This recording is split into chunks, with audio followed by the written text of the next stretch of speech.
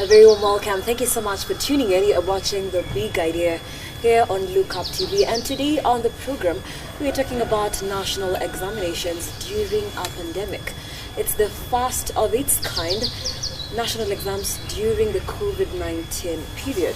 To help me discuss this issue this morning is Samson Mung'athia, who is right next to me. My immediate left, who is an educationist, and on the far end, Patrick Mwenda, who is a teacher. Welcome, gentlemen. Thank you. Yes. So we are starting the national examinations. They're here with us. Yeah. And schools had been closed for 9 months. Yeah. Then they were opened in January. Mm-hmm. So, and we are in a rush to normalize the school calendar by 2023. Yeah. So, just preparing for national examinations, how has it been, Patrick? Well, thank you for having me in The Big Idea, and it's something that everyone in the country who is concerned about the education issues has to think about when you talk about preparing the exams in the times of abnormals, because honestly there is a lot of things that surround the whole thing about education. And since last year, when we had the inception of COVID-19 in our country, there are a lot of issues that went around. For example, to think about in the exams in the times of abnormals, because honestly there is a lot of things scrapped in July. I think, if I don't forget, that was on 20th July last year. The CAs announced that we called the 2020 academic calendar something that has been scrapped off, and it's done. That alone sets a mind to the student. How did it sound to student when you tell them the calendar has been cancelled, and then they now think that what came to their mind is that come next year, that is 2021, this year, that they're going to start afresh in the class that you were. So ideally, most students now lost touch and said, after all, we're going to repeat the whole class. And we have only done one term. Yes, and they're going to repeat the whole term. To me, I would think that one term would be a way of probably, if the government was sincere enough, it would be enough counted a loss, because the 9 years at home, really, and actually the term was not over. So we would say that that one term was cut short, so it's not over. So students were affected in a different way, and now they are now brought back in the time of uncertainty. Some of them with a lot of anxiousness in them. Some of them have suffered direct impact of COVID. They have lost their relatives, and they're here now for exams. I think it's one of the most uncertain time for exams. We can only imagine that the result will not be as frustrating as I may think, because I don't think most of students, ideally some of them are prepared, of course, but a big number of them will have a lot of challenges to face the exam. That is. And Samson, do you think this is the right move, right now, having national examinations, given the myriad of challenges that we have? Well, I think to start off with, I will say I think the entire process, the way it was done, picking from where my colleague has left, is it was just a mess, because at one point we had already adjusted the students to think that the entire calendar is lost, the entire year, academic year, is lost. But then somewhere along the way, someone just changes their mind and they say, you are going back to school at this time, at this moment. So I don't think is the best thing to have been done at such a moment as this, given we end these learners at home for around 9 months, and they were off. Some places we know they couldn't access any material, whatever kind of material to prepare for. And I think it's a challenging time. So for me, I think it's not the best move that could have been done. But now that we have it here, we'll have to face the challenge. Yes. So, Patrick, you can tell us the kind of preparations that are happening in your school. Well, I may not really focus on my school, but the entire nation, because probably I'm a teacher in a certain school, specific school, but then I have interacted with my colleagues in other areas, visit them, talk to them and know what is happening. Of course, like if you recall yesterday, the CAs mentioned something about the preparation for the exams. And they said that, how do you expect to take the exam in this time of abnormal circumstances? That, if I recall well, he said that no exam official will be allowed in a school without a mask.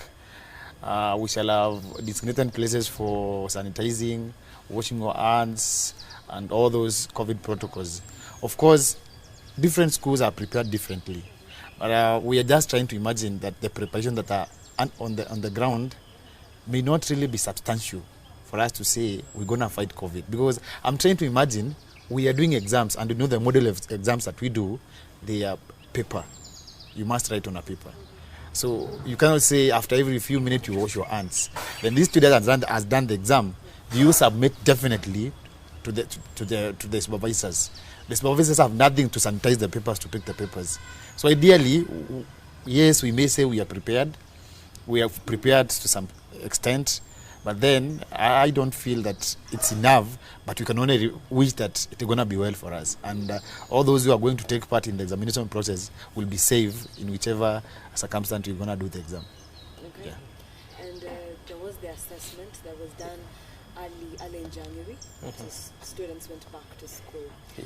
And there was reportedly a massive failure among a lot of students. So it could be one of the reasons given was due to lack of the face-to-face interaction. So going by this assessment, does this then tell of what's going to happen for the results of the national examinations? Now, touching on the assessment, I think one of the problems we have in the Ministry of Education is a disconnection between the ministry itself and its agencies. Because if you remember well, the people who are doing the assessment is NEC, which is the mandated body to carry out the examinations and the likes. But then after that, the CS was bashing them, saying the report was wrong. You know, he had some issues with the report, like the massive failure and all that. So, but I think that report, to me, in as far as it may not be the most outright or right thing, it is an indicator of what we should expect. Because, of course, when NEC does it, they were doing it in perspective of what the students have been doing and what they expect them to be doing at such a time. So, yes, I believe it's just an indicator of what we should be expecting in these exams, now given the level of preparedness that the students have had. Because remember, in as far as we're talking about being prepared, for a student it's more psychological than we are talking of any other thing. So if their minds are off, of course they've been affected by whatever has been happening either directly or indirectly, and then they have not been given even time to recover emotionally and psychologically, then we should expect really not so good news from the exams. Yeah. Yes, and Patrick, now that the exams are going on anyway, so given the time that students were at home for such a long time, would it be such a big deal if we just skip to the whole academic year and just restart again? To me, I think to some extent there is the effect of skipping the academic year, but then the effect worth compared to what may come up when we rush over the academic calendar. To me, I would say the effect of rushing over the academic calendar are more than what we may experience if we would have scrapped it off completely. Because, truth be said, our country is not in short of manpower. If we forgo 1 year without the exams, I do not see a scenario where we shall have crisis on in the job market. In any case, it would be another advantage of, first of all, pushing those who are flooding the market to employ them. But we seem to have some hidden things at the back, because I don't know why the rush, because we would have given students, because these guys, they are doing something. For example, I'm trying to imagine a Form 4 who is doing an exam that in our country and our prevailing academic issues, that the Form 4 exam is the main determiner of how the community perceives you and where you land in the next many years that will come. Because it's a very important certificate that a Form 4, that any scholar in the country will have. And we are now making it's a rush. What for? Because I'm trying to imagine a Form 4, in 5 or 3 years to come, they will have excuse. They will have excuse as to why they will blame these national examinations. You guys have never done exam like we did. We did in a situation whereby we didn't have time to read. We had issues of corona, stigma, and all those things. And we even did the exam with a lot of tension in the school, because you told, don't sit close to a friend, don't do this, don't do this. When someone falls sick, there's a lot of stigma in the whole school and panic. So they'll have excuse to say That is why. And I'm just trying to imagine after the results are out, the criteria they will use now to admit students who are not willing to own their results. Because to some extent, some of them will not own those results. And we will be coming to that shortly. But there have been arguments that younger people are easily adjustable to situations. So could this be now the reason that now taking them back and rushing to fulfill and get the calendar back to normal by 2023 would still be ideal? I don't think really that was the driving force behind it. We must call it out for what it is. Of course, by looking at the way things have been done and rushing at everything, and looking at it from a perspective of an education sector, it means, of course, they were bypassing some processes that they knew could affect the learners. So the issue is not about them being young and able to adjust, because we should also look at the shock that they are going through from the COVID, from whatever the environment that they have been in for 9 months, being out of class and all that. So I think this is just an excuse, saying that these are young people, that they can really adjust. Because again, look at it, the time that they've gone back to school. How many months have we given them to acclimatize, to adjust? And this is just a natural process. It doesn't have, you don't need to be a psychologist or anything to know this, to understand that when there is a shift in any part of the body, may it be mental or even the physical part of the body, you have to give yourself time to recover first. So really we are doing justice to these learners, because in as far as you're saying they are easy to adjust, we have not given them the opportunity to heal from whatever they have gone through, the trauma, the loss of the academic, and then the wrong interactions they have had, of course, outside the classroom. So I don't think that one is the right excuse. It's just an excuse, but it's not the right way. Doesn't hold much water. It doesn't hold much water. Yeah, you want to add something? Probably to hand on what my colleague has said, I think there is a lot of theoretical approach on some issues. Yeah. Because you cannot just sit and say a young person is quick at readjusting. That is the theoretical approach of it. But you have to ask ourselves, this is a student who has been at home for 9 months. Where have they been? We are thinking that all students are in a setup whereby there is someone citing them to read. That is the assumption we are likely to do, that there is someone to tell them this is what's happening, this is not what should we be doing. But then we have to ask ourselves, this is someone who's been at home for 9 months, subject to a lot of issues out there, subject to the drugs, subject to teenage pregnancies and all those things. And we've brought them back again on rush. They have already undergone through some stigma in the community. They have undergone through some changes. They have been you realize that if you visit the local joint in the villages, for instance, where I come from, there is this joint that people tend to consume, samira. If you visit those joints, you realize that quite a number of students from 4s and from 3s who are now becoming masculine, and they would feel we can interact with these aged people. You pick this student on a very immediate thing and you tell them, go back to class, do the exam. We do not give them time to recover from those issues, and we expect they will perform like any other student. I think, to me, as much as you're taking the exam, we have to accept, and I think the government is ready to take such issues into account when you get the results. Okay, and you mentioned pregnancies. We last year we didn't have exams. Now we're having them this year. But in 2019 registered the most number of pregnancies for candidates. And we saw the CS at the time, Amina, trying to say that even if you got pregnant, you still can come back and do your national examinations. So for this year, in this very rushed exam period, has such an issue been factored in? One, I think, like my colleague has said, we have kind of an habit of doing things based on theories, and these are presumed theories again, instead of going the scientific way. You know, it's very funny that we in the education system that we should be holding in high regard research, but then nobody is bothering about research.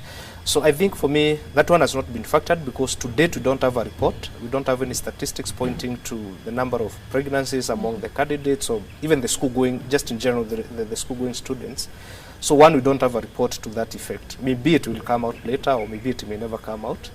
But looking at it and the way things have been, of course, we expect the numbers should be also quite high. And that's just one part.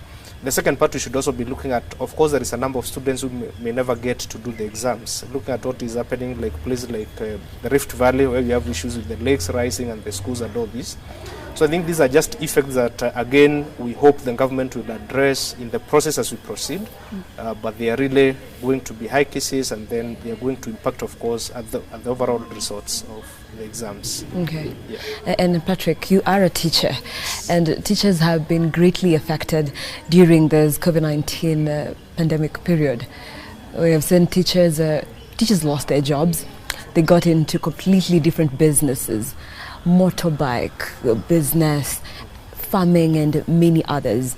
So now that they're back to school, not all of them, but now the ones that are back to school, is there any help in terms maybe psychologically that you have been given? Well, it's from the public domain.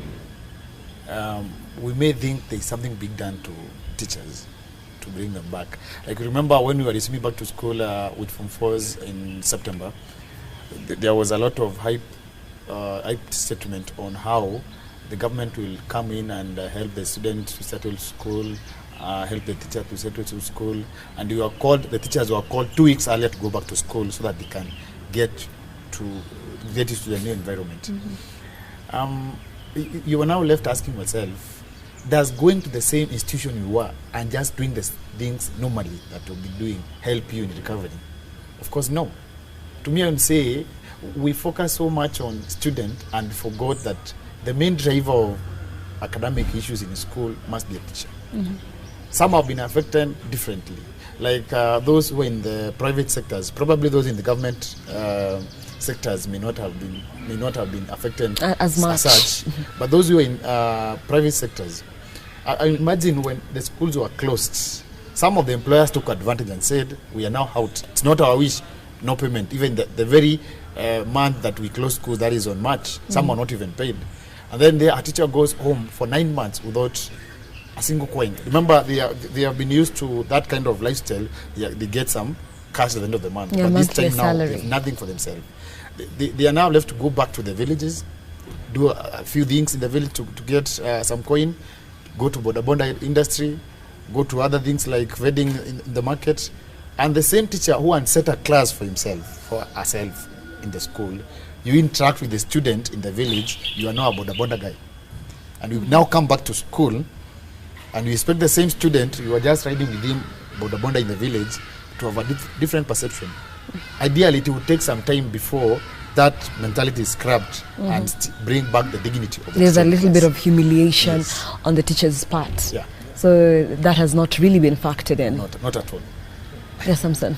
So I think to just push something in between there, again, I think when the teachers were called back to school, we saw what kind of activities they were doing, sweeping classes, clearing the bushes in the compound, doing all manner of things, because they are there, it's 2 weeks, you are in school, but then students are not there. Of course, you have to prepare for the students to come. So I think it's very funny. I don't know what the ministry meant when they say teachers to go back and prepare first, like 2 weeks before, whether they meant to go and prepare physically or to prepare for what. But again, I think, like I've always said, there's always a disconnect between the policy makers and the implementers on the ground. So that you find the people at the ministry, maybe at the ministerial level, they are thinking their own things, they put it into paper, but then again, they don't follow to see that it has been implemented, because logically what I could have expected is get these teachers back to school, have maybe a counselor, a professional counselor, talk to them, not necessarily even a professional counselor, we have the clergy, we have programs that can be run, just kind to shift their minds to come back. Remember, these are people who also been out for 9 months, some of them without pay. Even the TSC ones who are being paid, it's okay, they're being paid, but again, remember their mind has already adjusted and moved out. Some have also lost their loved ones. They have issues with their families, because now you find also you have hand issues with the family, the violence, the whatever that happens in the family. So many issues. So we could have expected that the government should do some semblance of counseling, not even go much into it, but something that resembles that, just to push the teachers back to the normal state of mind. Because then wellness is more important. Yes. But then we got them back and gave them physical work to do, go sweep classes, cut the fences, do this, trim the flowers. I really think we are jokers to some extent. I hope the government is watching and listening. Probably, I want to disown something, probably. On a light note, I want to disown that we didn't sweep the schools. How did you then prepare? Well, we are going to go back and prepare for the arrival of students. That is why probably I'm saying there is a I will probably resonate with what my friend has said. There is a disconnect between the policymakers and the implementers. Of course, in their own wisdom, I'm sure they wanted us to go back to prepare something. But there was a communication breakdown. What are we preparing? So we found ourselves going to school. Fine, we're in school. What are you doing? We just sit in the staff room. Of course, there are those records that are the professional document you prepare. Of course, you prepare 1 or 2 days. You set them in order. But given we were coming from the COVID pandemic holiday, we were supposed to prepare something specifically on COVID issues. But what did you come back to do? Just prepare the normal document to prepare like teachers, prepare class note, prepare lesson plans, schemes of work, and as such. Ideally, to me, I think we just didn't do anything that is out of the normal routine of a teacher. There's nothing we did different, actually, apart from just coming to school, talking, how was your holiday, how was this, then you're told by your head, prepare this and this, and then specifically on COVID, I think the normal classroom teacher prepared nothing. Unless now the administration that came in now to prepare things like the sanitation point to sanitize, they also prepare the washing points and also prepare something on the dorm areas and the boarding areas and as such. But the normal classroom teacher, there's nothing we prepared apart from the normal things we do normally when we don't have such issues of corona. And what about the awareness now when the students come back to school? How much of that did you do? Of course, a teacher acts like a parent. At the same time, we have a teacher and a parent. We have the understanding that the student had gone through a lot of trauma out there. In our own ability, in our own wisdom, there are things we did, like we prepare, bring them back to school. We know each student at a time. We know where they come from. At least we take time to know each of them. Although we may not know all of them, my friend knows one, I know the other one. So at least when they came back, we had to bring them back to school. Of course, the first day they arrived, there was that sensitization on how they should carry themselves throughout the stay in school. At least still tell them it's not over. Yes, we are out of the COVID issues. We are from home with a lot of uncertainties, a lot of problems. But we have to bring them back to school, settle them. With our little probably the psychology we've learned, we were able to bring them back to school. But I would have thought a scenario whereby the government and the general education sector in the country would have chipped in a different style, bring in different people who would have given different concepts. Because we teachers, we've lived with these students. Because the situation now is different. Formed a mind about me. So at times I may say things and they ignore them. At times, I may not really be at a point whereby I can drive the sense that is required to them, so at least I can calm them down. Of course, we had all the problems, the teething problem of coming back to school. Challenges were there, but to some extent, young people have settled in a way, but then challenges are still there. Okay. Yes. And I want us to talk about vaccination of teachers, but we'll be coming in with that after the break. We are taking a short break here on The Big Idea, but we want you to engage with us. Do not go too far. Welcome back. You're watching The Big Idea here on Look Up TV. And today in the program, we are talking about national examinations during a pandemic, the COVID-19 pandemic. And the big question we are asking you, what is your idea of having the national exams during the pandemic? Is it time? Was it rushed? We want you to engage with us. The SMS number is 20374. And with me on set, in my immediate left, Samson Mung'athia, educationist, and on the far left is Patrick Monda, who is a teacher. Just before the break, I had a little bit talked about vaccination. So vaccination of teachers. Teachers are among our frontliners. And so I would really just want to engage you, Patrick. The vaccination. Have you been vaccinated? Has it started in your school or around the area? Well, I would probably want to give it a broader approach of it all, because I'm trying to look at it, the number of vaccines that we've just received in our country, how many are they, and how many teachers do we have? From there, we ask ourselves, are we starting with teachers? Of course, no. The priority would be on the medical fraternity. Well, this being a personal issue about vaccination, and I remember the president himself said that it's on voluntary. Yeah. It's not, there is no one who is being coerced to do it. Teachers may be vaccinated, but at the moment, it hasn't reached to schools. I think the government so much centered on, first of all, dealing with the medical fraternity, vaccinating the nurses, the pharmacists, the medics, and all those. I'm hoping soon they will come to the education sector, and of course, if they come to the education sector, they will definitely start with teachers. But it's purely informed on one decision, not on coercion. To me, as an individual, I have no problem on someone who makes a decision to be vaccinated, and someone who chooses to abstain from it. It's personal decision. Yeah. But we have seen the TSC CEO, Nancy Macharia, leading by example. She got the jab herself. Does this encourage you to go ahead and get vaccinated?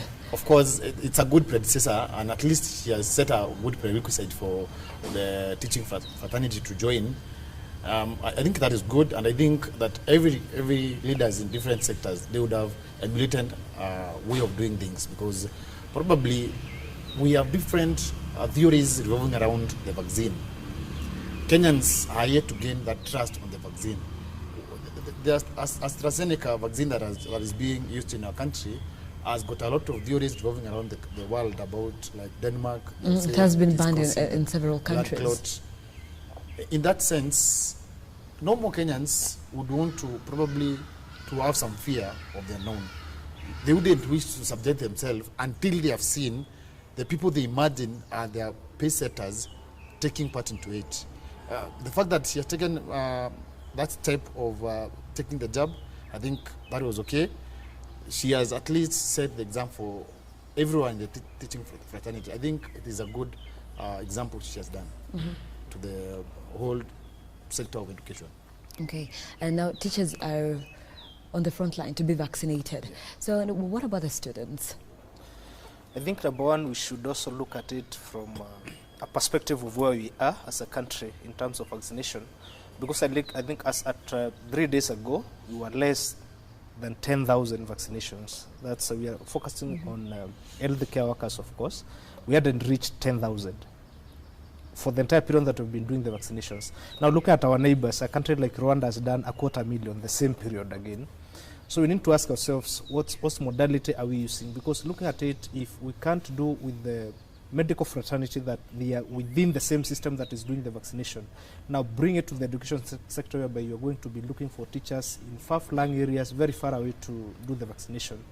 So again, I think it comes back to the basic question of how long will it take?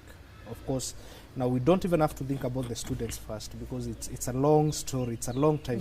We are talking of doing it 75% by 2023, around 3 years down the line, we'll have done 75% of the population.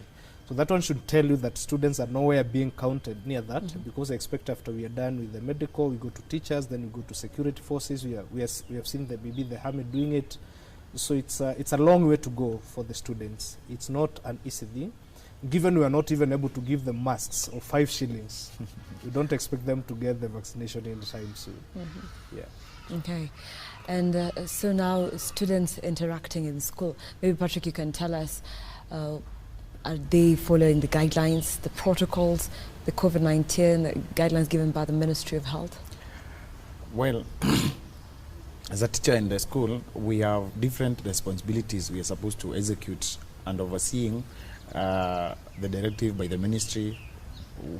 Actually, we're the implementers of the directive. But then we have to ask ourselves, we are in school. For instance, we're in a remote area or in slum setup now, where a student comes in with other issues from home. A student comes and tells you, I missed that 10 bob to buy a mask. You are left now torn in between the line. Do you tell him or her, go back to school, go back home, get the mask, or you still stay with the kid? Of course, they are trying as much as they can, but then to me, I would say the execution of the whole thing is close to less than half of the expectation. Yes, because we left the whole thing entirely to the kids. There is no effort being made by education stakeholders to help the kids to acquire these issues. And I think this one brings us to some point, identifying some of the gaps we have in our policies. We have some of gaps that we have in our policies on what do we focus on when we come to implementing of some of the things. For example, when we come to the wearing of mask, social distancing, we are now left to ask ourselves, are we able to provide those masks to the kids? Of course, no, we are not. A mask that cost 5 bob, we aren't able to provide. If the government itself is not able to provide, it's very hard for you to force a kid go back home, buy the same. A parent comes and asks you, Mwalimu, serikali is no easy mask. Where do you expect us, who are struggling even to bring food on the table with these economic times that we have, do you expect us to get the 10 bob to buy a mask daily? Of course, we have a lot of issues that are hanging in terms of implementing those policies, but of course the teachers and the involved parties are doing the best they can, but then we have the challenges that we cannot run away from. We cannot run away from that fact that there is quite a number of challenges that are there. Okay. And now let us look at what the COVID-19 has exposed within our school system. For instance, infrastructure. Now that we have to have the physical distancing, and even for national examinations, there's always the spacing during examinations. But we have overcrowding in so many schools. And the CS once said that they could now, if it means studying under a tree, then so be it. Let us take that route. But now, infrastructure in our schools, it has continued to be a very big issue. So are we finally going to address it thanks to COVID-19? I don't think we're going to address it thanks to COVID-19 because one, we have a culture as a nation, and particularly the political class, of taking things in a pedestrian way. Because when someone talks about the infrastructure, we have had 9 months during which students were at home. Now the question comes, how many classes were constructed in those 9 months? Of course, close to none. How many maybe the dormitories were constructed during that time? Close to none. We are talking of desks again. The government gave out money and everything, but to date there are schools that have not gotten maybe even a single desk because of either the distribution challenges or maybe the finances were not adequate. So one, the issue of infrastructure in this country in learning institution is a big issue that should not be looked even at the perspective of COVID-19. It should be a long-term plan by the education stakeholders and particularly the government, because it requires the goodwill. Because you can imagine there's some places in this country where you find a school that has maybe from 1 to from 4, it has only 3 classes or 4 classes, built structures. I've been to primary schools whereby they have from nursery school all the way to class 8, but then the built structures, they are like maybe 4 or 3. So this issue of telling people go and study under trees, now the question comes, we are in a season of rains and all these issues, where do they go? So we have to face the reality, not hide behind anything and say, Corona has made students to learn under trees. These are issues that have been there. So the government must shoulder the responsibility and make it a long-term plan to do the infrastructures in the education system, particularly when we're looking at going towards the CBC, that will be requiring a lot of space, a lot of all those other infrastructures that are needed. So it's a question of government's commitment. It's not a question of whether COVID has forced us to look into it. So this has always been an issue. This is not a COVID issue. COVID will come and go. It's only that COVID has exposed it in a big way. Probably, just to mention the same issue, but let me just respond on something I said about the CS talking about studying the trees. I just want to imagine it was just taken on a different twist. The CS probably was on a lighter note, trying to emphasize on the creativity of teachers. That's notwithstanding. Let's look at how has COVID exposed our preparedness on various issues. When we talk about how has COVID done this, we are likely more often than not to look into the infrastructural part of it. Yeah. But then there are other broader issues that we need to look into. For instance, what is the teacher-student ratio in our schools? COVID has really exposed the imminent problem that has always been affecting our schools. You realize that probably if you visit the well-developed private schools like Peponi, the M-Pesa, I happen to have toured M-Pesa sometimes back, and we realize as a class has got around 26 students each class. That tells you the teacher-to-student ratio is quite favorable. Go back to public schools. You meet a class with 70 students, one teacher. Ideally, how we can achieve the education objectives in this class cannot be imagined, because you can imagine a teacher handling 70 students. It is expected that the teacher know the problem of each and every student in this class, address those issues at personal level. I think we've been facing this problem, and we have never gotten to a point we can address this issue.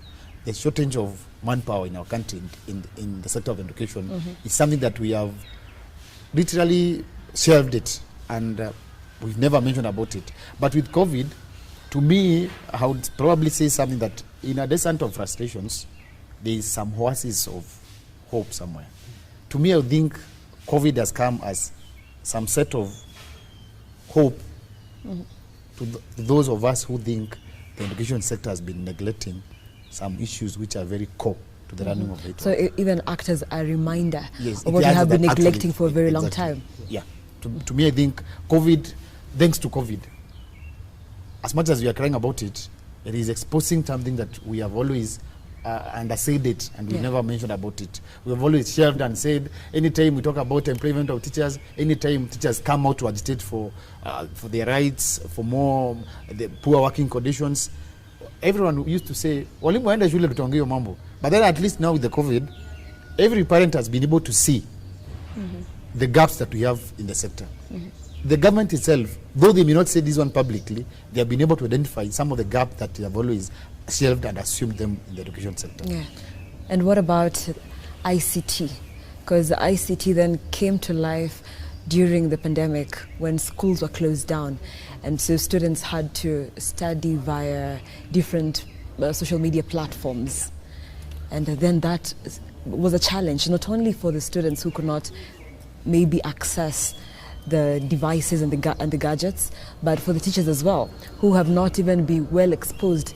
They could not even find their way around. Sometimes I had stories of teachers, for the first 40 minutes, they're just hustling to get their face right on the camera, just to operate a tablet, a laptop. So the ICT sector. So I think for one, we have to appreciate the ICT as a ministry. Of course, they tried the best that they could. But again, to me, this is like climbing a tree from the top. Because look at it this way. When Corona came, we end to hide. Of course, the government end to hand at the guise of we are going to provide education through these channels, maybe the TV channels that they gave, through the Zoom and all these things. But then, truth be told, what percentage of the country is connected to the network grid? Very, very minimal. Now, then number two, there is the issue of being tech savvy. How many students can access phones that can access maybe a Zoom or any kind of an app that can be used to teach? Again, it's an issue. How many schools have those platforms to do it? Either a computer that can have a webcam and all those for a teacher to teach. Again, very few. So I think as far as you want to tout that ICT came into place and assistant to do a lot, and I've heard stories about this, that students were being taught, they were learning, they were doing this. But I think the entire thing is a works. ICT tried their best, but then it didn't achieve as much because, of course, of infrastructural challenges that were there, and they couldn't override them. Like students having no access to internet, students having no access to smartphones, so maybe good laptops or good TVs that can connect to the digital waves. So I think let's credit the ICT sector. But again, we need to look at it at a deeper level and try to understand how do we do it. Because we find it was a challenge even for universities to implement. Yeah. They have the manpower, they have the knowledge, the know-how. And then now you're going to take it to a primary school teacher who doesn't even have the knowledge of the basic computer packages to come and implement something, to go and teach a kid who has not been even exposed to how to start a computer. Again, it becomes a problem. So I think ICT did good work, but then we should not hide behind it. We didn't perform as they want to portray it to be. Patrick, and especially for students and pupils who are in remote areas, because those in the urban could at least manage, even go to a cyber, but there are those who are in remote areas where they had zero access. Yeah. Looking at it from the point of the remote areas and urban areas, is likely to probably close some concept of understanding how we have faced the challenge of ICT. Because as much as those people or students living in urban can access the internet and they have cybers, we have to look into it. Does having the internet and having cyber automatically leads to accessing of the information? No. Because we have to look at it.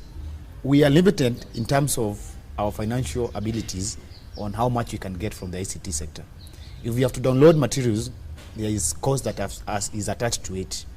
A student able to do that, a student is living in Nairobi, Kibera slums, whereby putting food on the table is a problem. They have the internet years, they have the cybers around, but they cannot afford the financial requirement that is required to get those materials. That's being a challenge to those living in town. Of course, a few of them can access, the elite class and a few who are able financially can do that. Going back to the village, I think that is one of the biggest gap that we have in terms of how we presented our issues in the education sector. Because if you go back to the village, we are now left asking ourselves. The government came in and said we shall provide some platform like radios, like TV stations, and we are left wondering now. Fine, you're hearing some information on K24, just for example. Are we aware that there's some extreme head in the villages where even accessing a TV is a problem? Where even the signal of that TV is a problem? Does not exactly Even work. even the TV itself doesn't exist. If I assume that they have the TV, the signal is a problem. Yeah. I think that one now challenges the government and everyone involved in such issues of ICT and integration of different perspective or issues in the education on where should we prioritize. Next, it also gives us some sense of how do we prepare our manpower? How do we train our teachers? When we went home for the first few weeks, there was that concept of teaching students through Zoom. And we were left now asking, how many teachers even know about Zoom? Leave alone the student now. How many teachers know about the Zoom? How many teachers did the government take time to integrate teachers to such platform like Zoom, the Google classes, and all those things? Ideally, even if we do national statistics, those teachers who can comfortably integrate ICT in teaching are close to less than 10%. So there's still a gap when it comes a to big gap, our education system and embracing technology. So then the ICT again, of course. And now, given these challenges that we have, and now that exams are going to go on anyway, students were at home, some violent homes, abusive homes, given in that period. And this could definitely have an effect on the exams that they're about to start. So now, when it comes to the results, when the results are out, there's admissions, and then there's also the marking. So will the marking for these exams be a little more lenient, given the challenges have been more than they usually are? Yes, Samson. For one, I think I may not authoritatively talk about the marking because it's undertaken by an entity that is mandated to do so. Yeah. But I want to assume, normally there is what they do, they're standardizing the exams based on the performance and to ensure that no one is in the far extreme. So I can only hope that they are going to be fair in standardizing the exams, factoring in the environment that the exams have been done in and whatever the learners have been through before the exams. So I can only hope that they're going to consider that when standardizing the exams. But at the base of it, obviously students are being disadvantaged. Whether we do standardization or we don't do standardization, at the end of the day, there are those students who could have performed better, but they won't perform given the circumstances and the environment that they have been in. And for them, we can only hope that somehow they find their way out. But at the end of the day, I hope the examination council is going to be very fair in ensuring that they distribute the marks in a way that reflects the challenges that are in the system. Okay. Patrick, is there a way, instead of half a mark, you just give it a full mark? Now, we want to look at it in a broader perspective. What is the purpose of the exam? Yeah.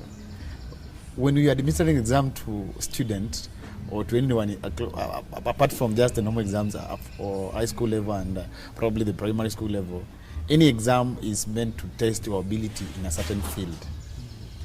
When we talk about probably being lenient and awarding of marks, we are probably, to me, I would think we might be preparing another crisis. Because when we start now betting on some of the issues like marking, we are ready to produce a task or a force that is workforce to the field that is not really informed on their ability, but is informed on our empathy because they went through Corona period. So to me, I think let the exam be marked the normal way of marking, but probably now on admission to different courses, that they now factor such issues like how they will affect. But on the exam, let us get the true reflection of who the student is. Let them get their B, let them get their C, let them get their D. But then when we come now to admission of such student in schools, we now probably can factor issues of Corona. But on marking, if we start now betting on marking and being lenient, we are saying we want to create a different crisis, because on the process of marking, of course there are those rules followed during the marking of the exams. Yeah. On the process of marking, we expect students should be specific on how they are answering the question. If they do not know, let us know they do not know. If we become lenient on marking, we're going to produce some A's.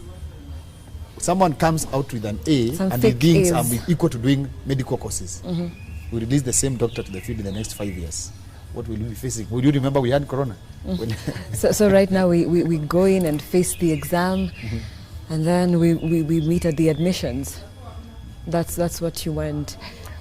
Well, of course, that is a way of thinking, but probably there is a way government can try to come in and address that issue in the long run. But then directly on the exam, to me, I think we may affect our future probably. Okay, yeah. And now that we are not certain of when the COVID-19 virus is going to end, we could be like this even come next year. So are we now prepared in terms of our school calendar, just in case we have to leave school again? Is the government now prepared for potential disasters, potential pandemics? Once again, I think, we can't say whether the government is prepared or not, because they're decision makers who are involved in that. Yeah. But we want to believe they're prepared for that. But looking at Corona itself, the way it is and everything, we can only say that we're in the wounds. We are not out of the wounds yet. We have a long way to go. Most likely, people are talking of up to 2023, others predicting up to 2025. Because if history teaches us anything, we look back at the Spanish flu, the thing that killed almost, the normal estimated killed a quarter of human population on Earth by then, in 2 years' time. So again, looking at this and the crises that have come with the vaccine and the mistrust in the vaccine and all these other issues surrounding it, we are in it for the long run. So we can only hope that the government is ready. But at the end of the day also, I believe we should also be prepared as individuals psychologically. You're a parent, prepare your children. You're a caregiver, you're a teacher, prepare the learners, so that they have agile minds. They know if anything comes down and we have to shut again, this is how we are going to do it. So we can only play a role, each one of us, the small role that we play. Let's prepare these children, these learners who are going to be in school. They should be prepared for anything, any eventuality. So just to be flexible. Yeah. Yes. One last word as we finish. I would say let us cross the bridge when we get there.